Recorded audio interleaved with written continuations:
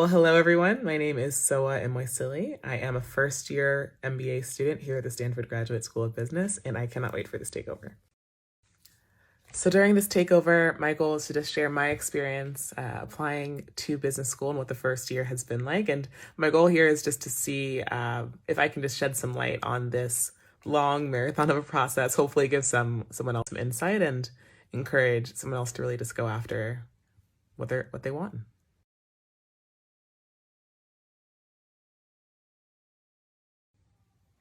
So a little about me. I've had quite a journey on the way to business school, but for undergrad, I went to Northwestern University where I graduated with a degree in economics, psychology, and creative writing. So I always joke it's just a way of understanding people, how they think, and why they make the choices that they do. For me, along the journey, it was kind of always in my vision to go to some sort of graduate program. When I graduated, I didn't really know what I wanted, but I did know that I wanted to have as little stress in the process that I knew was coming as possible. So my senior year of college, spring quarter, was light on classes, so I decided to study for and to take the GMAT, knowing that it would last for 5 years. After that, I had this incredible opportunity to do a fellowship program called Princeton in Asia. Shout out to any other PIA people who might be listening or might be watching. So PIA is this incredible fellowship. It at the time placed over 100 fellows across Southeast Asia, in different cities or in the rural side, and just wanted to build a culture of connection, community, and just building bridges. So my placement, my first year, was in Hong Kong. I was a lecturer at Xi'an University in Hong Kong and got the opportunity to teach English there, lots of public speaking, lots of essay writing. And I did that for a full year, my first year out of undergrad. After coming back to the States, I was also in a situation where the consulting job that I had applied for my senior year of college was flexible enough to let me defer for as long as I needed. So I came back, entered into consulting, and really just started on this really incredible journey along the way. I originally was a part of our public sector practice, so working a lot with governments, schools, just things that were in alignment with the education background that I had. And I was really lucky. I met some managers who championed me and who challenged me. But there was this kind of space within my company, Accenture, that I really wanted to explore. It had this incredible team that was just so full of life. And I found myself between other engagements at work, just wanting to spend more time with them, wanting to see what they were working on, and wanting to just learn and grow with them. So about 2 years into my consulting experience, I decided to just go for it and try to join this team. And thankfully, it worked out. So that was the Boston Innovation Hub at Accenture. And it was led by these two leaders who I still consider to be some of the best mentors in my life. They were just really working to build the kind of team that they would be proud to be a part of and the kind of team that would make everyone excited to come to work in the morning. So did that team, really just felt myself growing, expanding, had a team that was putting me in front of our most senior clients and really giving me the autonomy to build my career in the way that I wanted to. Towards the tail end of that experience, there was another opportunity called the Innovation Explorers Program. So this was the first time that Accenture had done anything similar to this, but what we had found was a lot of our clients were coming to our Innovation Hub just to see, work with us, figure out how to build new products, figure out how to work with our engineering teams, our design teams. And we wanted this to not just be an exception to the rule where they have to come to the hubs to have this sort of experience, but instead we wanted it to be integrated onto the accounts. So I was selected as one of 20 innovation explorers across the Northeast to work on a life sciences account. And at the time, I got to just really have no job description at the time, kind of build my own and figure out where are the places where I can add value. So for anyone who's along their journey as well, I highly recommend that as you look at your career, think about what you want to learn next and where you can build the most value. That's kind of how you build the stories that not only you can come back to for yourself to show yourself the receipts of how you've grown and how you've changed, but you can also think about the team members that you want to maybe in the future speak to what you've done or what you've been able to build together or the dynamic that you had with other team members. So how did I know it was the right time for me to go to business school?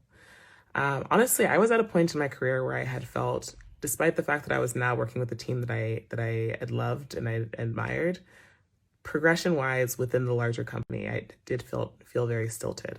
I had in my first year with the company had a challenging uh, position or kind of relationship with one of my senior managers, which made me kind of feel like I was pushing, working towards something without necessarily those results being shown in my progression through the company.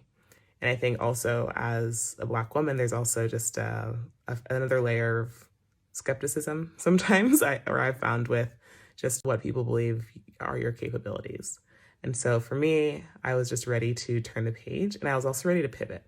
I wanted to figure out a way to not just work on the front part of innovation with ideation and kind of prototyping, but also go all the way through the process to learn what it takes to take a company from 0 to 1 and then to scale it. And so I knew whatever business program I was going to go to, that had to be at the forefront of it. And so, of course, Stanford GSB was top of my list.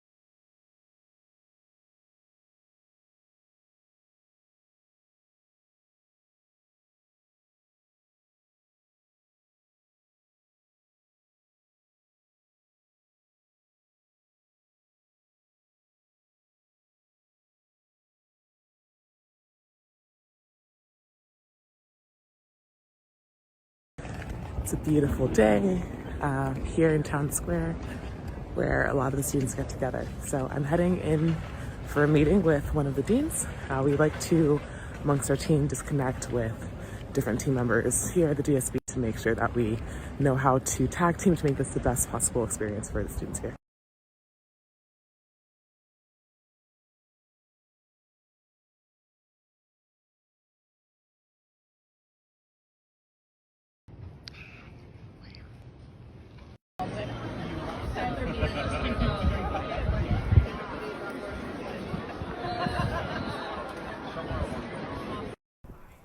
So this campus is absolutely massive. I can bike around this campus pretty much 45 minutes without stop. And on campus we have both a golf course and a tennis court and giant campuses both for the business school as well as for the science and engineering programs. So I am signed up for tennis this quarter, which just makes it fun to have a break Tuesdays and Thursdays and just try something new. Okay, so one of my favorite things about the GSB is that we get the chance to take classes at what we call ATS classes across the street. So that can be a class in design school, the engineering school, medical school, or even the physical education courses. So in these classes, what's cool is that you get to be with students from all across Stanford. So there's undergrad students in this course, PhD students, MBA students, and everything in between. So it's a good way to just make friends who might have different backgrounds from yourself.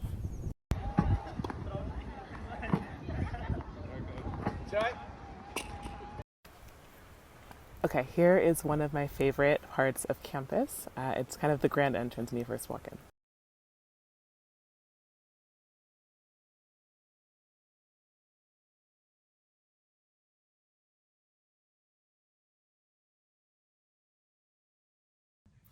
So what's been my favorite part of the B School process? I would say that this experience has really just changed my mindset more than I ever thought that it would be changed.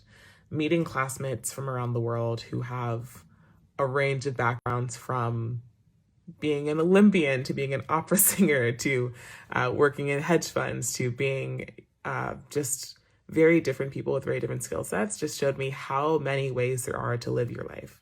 And for the people who are working in building their own startups, people who are working on the investing side, I just saw how that all works and how you make all of this progress in your life really just when you commit to trying and when you commit to seeing what actions you can take to get you towards your goal. So for me, I was usually, prior to business school, much more risk averse, much more reserved in what I thought was possible for myself. But in being in an environment that's surrounded by other people who are just trying to grow and build and create incredible lives for themselves and their loved ones, that made me realize that I also can do that. And I think to give yourself the space and time to just take a breath, look up, and be intentional about how you're moving forward in your career is invaluable.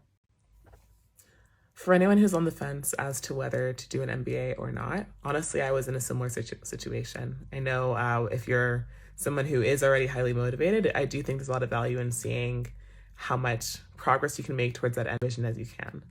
But for me, the decision-making process was more so one of my dinner table test. So for me, what that means is that when I'm 50 years old, ideally incredibly happy with my family and my friends and my life and my work, what do I want to be true? And for me, when I'm 50, I want to be able to look around my dinner table and have people and friends and connections in my life who I just feel incredibly lucky to know and to build with and to just be proud of what we've been able to accomplish together. And so for me, an MBA was a way of just opening myself up to the connections that I could build towards that kind of dinner table in the future and that kind of life in the future. So I look at it more as a life richness thing. And while fiscally, honestly, we'll see how quickly it pays off. I'm sure it will, but I think I think it's just something, if it's more in the experience that you want for your life and for your overall picture of your life, not just a short-term picture, definitely something to look into. Professionally, I'm hoping to move into early stage venture post-graduation. I intend to move into early stage venture post-graduation. I'm still exploring the investing side of that. So I'm currently working with Concrete Rose and Accrue Capital in their venture capital super angel programs. And then I'm also this summer working for BCG Digital Ventures in a venture studio role. So for me, this is all just kind of doing the reps, getting the work done that will help me figure out what it takes to build, scale, and grow a company. And then I'm hoping to either join an early team or build my own. Another thing I really want to highlight for those looking to apply is to just see what avenues you have to make it a little bit more affordable for yourself. If you are an underrepresented minority, highly recommend applying through the consortium. What that is essentially a common app for business school applications. So instead of spending $200, $300 per application, you can apply to really top schools for maybe $300 to $400 total for 7 schools, 8 schools, if you're like me and overdo it. But that really just opens the doors. And for some of the schools, at least for the majority of them, actually, you can become eligible for a full ride scholarship. And that just frees up so much for yourself. So highly recommend looking into the consortium. But speaking of which, let's talk finances, because as we all know, I think graduate school is not, it's not cheap. And for me, I was lucky to get a bit of a scholarship from Stanford, which helped ease in my decision when I was making my choices between the options that I had. But it wasn't a full ride. Here we don't do full rides for students. I believe about there's a percentage of our class that qualifies for financial aid, but there isn't a way to get a full ride scholarship. One thing that is new as of this year is that there's a program that's called the Bold Fellows Program. So what this does is that if you are someone who's working towards inclusion type initiatives, or you come from a background where your family can't necessarily help or support in any way, you can apply for this special program that gives you an additional $15,000 towards your degree each year. So there are different levers you can pull to figure out ways of financing, but if there's any way that you can, I would say try your best to go for the scholarships. Schools like GSB, HBS, these really only do need-based scholarships, but there are other schools who will do merit-based ones. So depends on what you're going for, but these are kind of the ways to really fund this. So how am I funding this personally? I am doing a combination of scholarship and loans. The group that I went through is called Juno. So Juno is this program that came out of HBS a few years ago from some HBS students who graduated, and they realized that we had this missed opportunity of all these MBA students every year, regular group of people always coming through the same numbers. We were all applying to loans individually. And what that does is that the rates that we were getting before kind of applying as a group were much higher. So Juno combines all of this profile of students who sign up with them, and they use that to negotiate down rates. So comparatively to getting 8%, 9% loans, it can be closer to 4% or 5% with no origination fees. So it made student loans for me much more accessible, much more affordable, and it just helps you be able to pay things off a little bit more easily. But it isn't a cheap thing. So I do want to say that while the original price tag for business school is really up there, on average, at least from GSB, our students end up paying it off 3 to 5 years after graduation. That's with scholarship or without scholarship. So I want to highlight that this is really an investment in yourself. It's an investment in your network, and it's an investment in what you think that you'll be capable of. For me, I know it's going to open a lot of doors, and therefore I think that investment is worth it. Okay, so there's also the travel lens. I think I do want to highlight some of the fun things about being here on campus as well. So we here, at least in my year, I think they might be changing this going forward, but at Stanford, we have classes Monday, Tuesday, Thursday, Friday. So Wednesdays, some days are meant for catch up. Some people take on internships. Some people just take the time to do laundry and to go grocery shopping. But I think because of that, a lot of the travel is just maybe Friday afternoon through Sunday. There are other schools that have Fridays off, so a little bit jealous of those. But I think what that does is that it creates a more campus-centric culture. People will maybe go up to Lake Tahoe for skiing over the winter, or do a quick weekend trip down to LA or something. But for the bigger trips, those usually happen during the breaks. So for us, before school started, there were trips to Croatia, to Hawaii.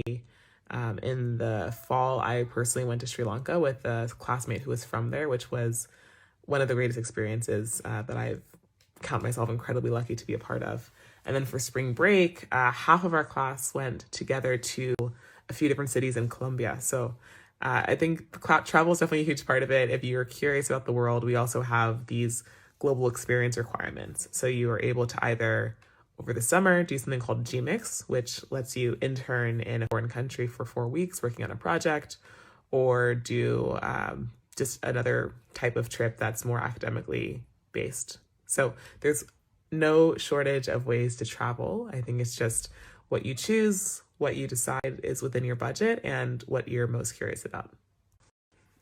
So now that I am almost done with my first year, I can't believe it's gone as quickly as it has. I think as I look back, what I do want to make sure that other people know is that you are not the only person who, if you're like me at least, feels some level of imposter syndrome. And I wish I could tell my past self that you deserve to be at this table, and you deserve to fully lean into that power and to lean into that strength. And the sooner you can convince yourself of that, the easier and more enjoyable your life will become.